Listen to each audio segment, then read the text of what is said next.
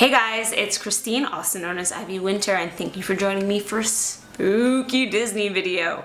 Today is Halloween, my favorite holiday. I mean, the best holiday, I think, right? Move over, Christmas. Of course, it wouldn't be proper to put a video out on Halloween that doesn't have the Halloween spirit, and so today I'm going to be talking about the top 5 scariest Disney World rides. Everyone has a different idea of what scares them, what is scary. Some people hate clowns, some people hate ghosts, some people hate spiders. That's me specifically. I see little bitty spiders somewhere and I literally run the other way. And it's funny because when you think of Disney, you don't necessarily think scary, but they definitely have rides that are, well, quite thrilling, I would say. And so I wanted to make my top 5 list of rides that I think are the scariest, including one that doesn't exist anymore, but has been really influential in my love of all things horror. We are going to start with Space Mountain.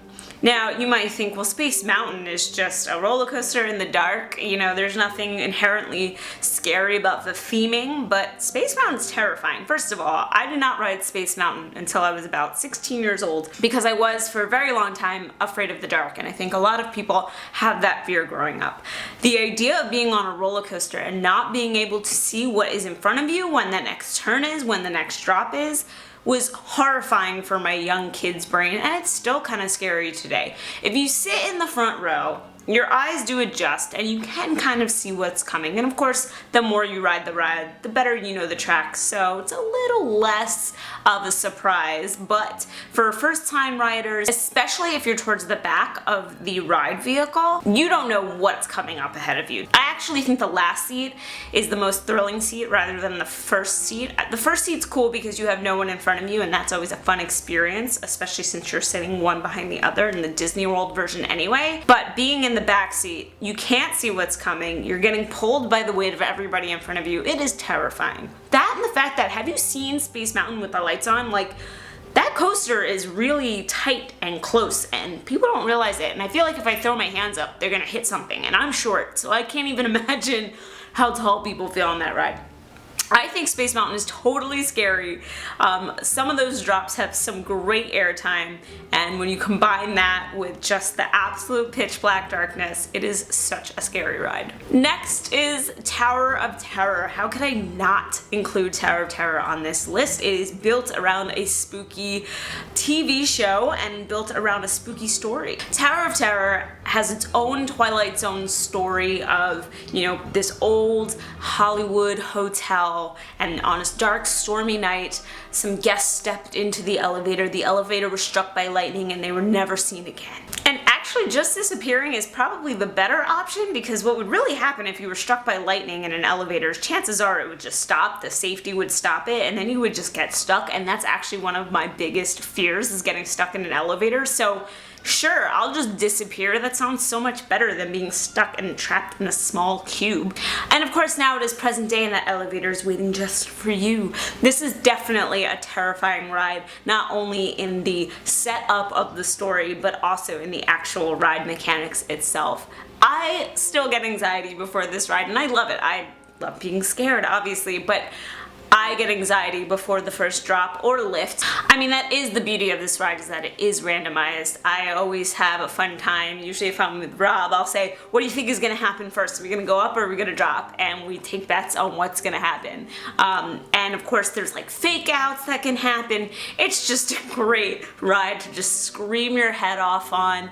And it's really fun to watch if you stand outside and watch the doors open up at the top and see people just screaming before they drop. It's really good vibes, actually. I feel like Hollywood studios would not be the same if I didn't hear the screams of people in Tower of Terror in the distance. My next scariest ride at Disney World is DINOSAUR. It is dark, it is bumpy, there's a giant animatronic dinosaur coming for you. I mean, I can't imagine anything more terrifying. It is fast and crazy and really just kind of throws you around. I think what I love the most about this ride, and besides just the big reveal of the dinosaur during the photo as well as it coming at you towards the end, is I actually like how it kind of stalks you throughout the ride. You know, there's that moment in the pitch dark where you don't see anything but you hear it going alongside the vehicle. You hear the steps and the crunching of the branches, and to me that's like horrifying. The sound design in that ride is so good that I feel like that really amps up the fear. But it's so good, such a great photo op moment, and honestly a really scary ride. I mean, I think being a kid who grew up with the original Jurassic Park and just that whole idea of dealing with dinosaurs as a human being, like, you know you're not gonna win that fight, so it definitely is really scary. My next one is Mission Space, and this ride's more exciting for me than scary, but I know that it is a scary ride for a lot of people. And partly this is due to the ride vehicle. You're getting into this four-seater, you have to pull in restraints like a roller coaster. It comes up in front of you and you're suddenly very enclosed. And I think if you're not ready for how tight those quarters are, it would totally freak out somebody who's like claustrophobic, for sure. You often see barf bags in the front there, so I think that also plays with you a little psychologically, that you're like, oh god, am I gonna throw up? Is this what this kind of ride is? Definitely doesn't help to calm your nerves. And so I think it's more about the situation that you're in than necessarily what's happening on the screen. I mean, yeah, it gets bumpy and exciting and all of that, but I don't think it's necessarily about the story of what's happening. It's just kind of like the physical situation that you're in can make the ride pretty scary, and I can totally understand why a lot of people avoid it, not just from a motion sickness point of view, but like, no thanks, don't want to like get into that contraption sort of feeling.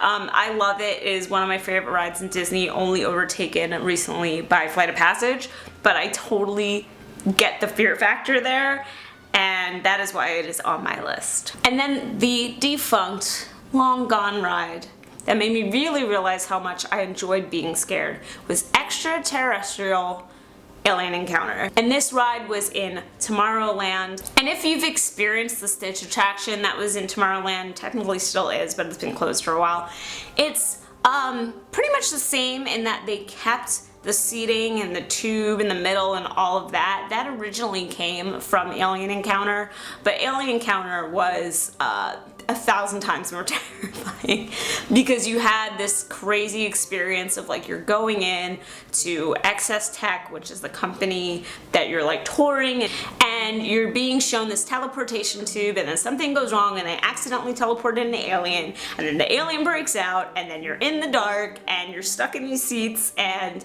it's breathing down your neck, and you know, things are moving, and oh my gosh, I just remember being absolutely frightened. I was about 10 years old the first time I ever rode on it, with my brother who's older than me, and he was terrified, and it was so much fun. Like, I understand that some people came out of that ride just like crying, like never again.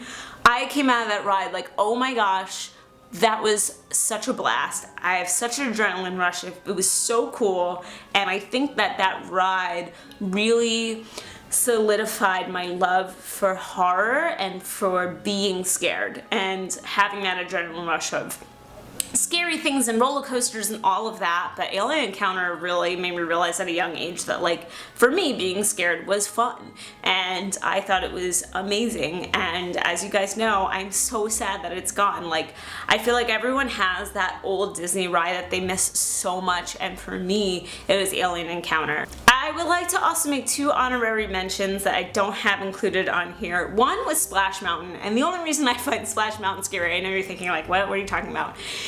I'm afraid of log flumes. Like, the idea of going down big drops with no restraints whatsoever freaks me out. I understand how physics work, but I still feel like I'm gonna fall out.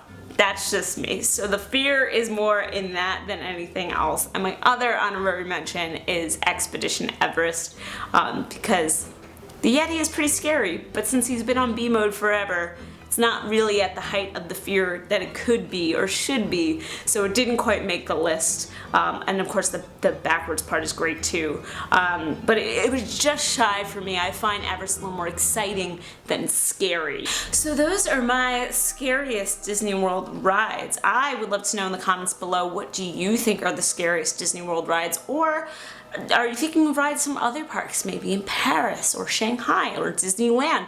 Let me know in the comments below, and let me know, do you like being scared? Do you like those kinds of rides, or do you absolutely hate it?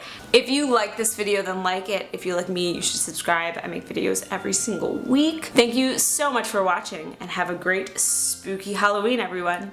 Bye.